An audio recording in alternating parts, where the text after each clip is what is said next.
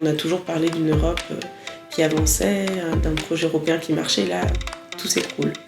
Et c'est ce moment d'écroulement que je veux voir. Alors j'analyse de la presse. Et j'analyse de la presse à partir d'un événement précis, donc le Brexit, en choisissant des presses un peu différentes dans chaque pays.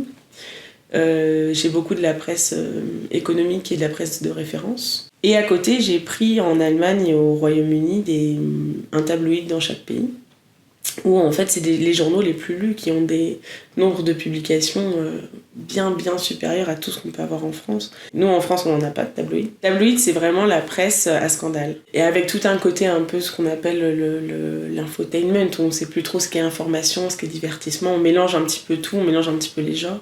Mais c'est ce qui plaît le plus en termes de lectorat, qui est beaucoup plus large, quoi. Mon corpus commence en 2016 au 1er janvier.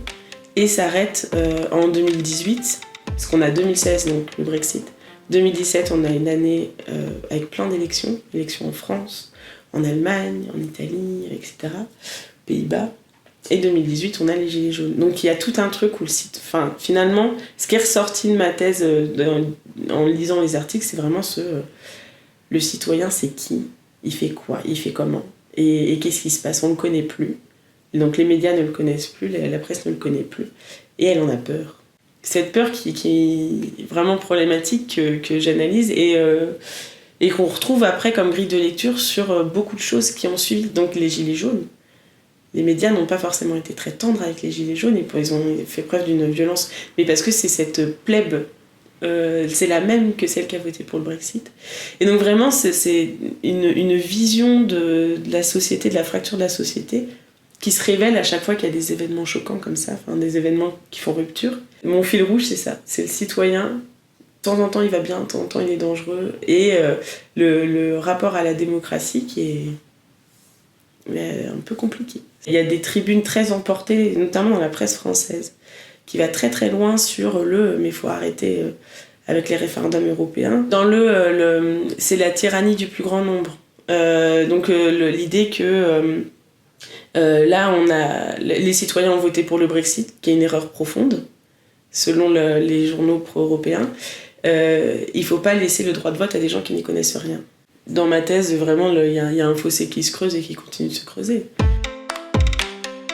Quel est notre rôle, notre fonction démocratique ? Parce que c'est ça aussi leur première fonction, elle est démocratique, celle d'informer pour permettre un débat public. Et par exemple, le Guardian et la presse allemande sont très proches sur cette analyse des médias, du rôle des médias aujourd'hui, dans l'ère des réseaux sociaux, comment on touche le citoyen et comment le citoyen, maintenant, pour prendre des informations et pour prendre ses choix, passe par des canaux où les médias n'ont plus vraiment accès. Alors, j'ai deux façons de faire. Donc, je fais du quantitatif et du qualitatif. Donc, quantitatif, corpus de 8000 articles. Ok, donc qu'est-ce qu'on fait avec ça ? En fait, il y a un logiciel qui s'appelle Iramoutech. Et c'est un logiciel qui lit les articles et fait des classes de mots.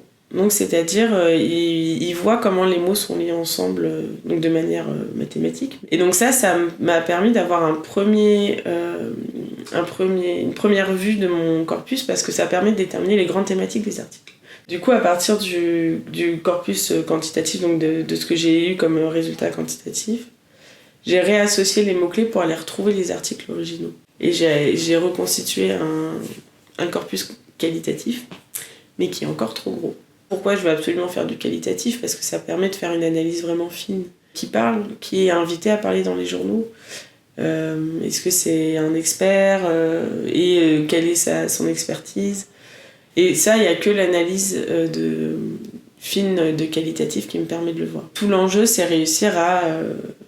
de ces 8000 articles, arriver à sortir des choses qui soient pertinentes. L'apport de ma thèse, ça va vraiment être de questionner, de dire en fait, pour moi le Brexit c'est un événement, mais il est secondaire par rapport à toute cette notion de fracture qu'il y a aussi au sein de la société. Et de dire on a les désinformations, les fake news, qu'est-ce que c'est ?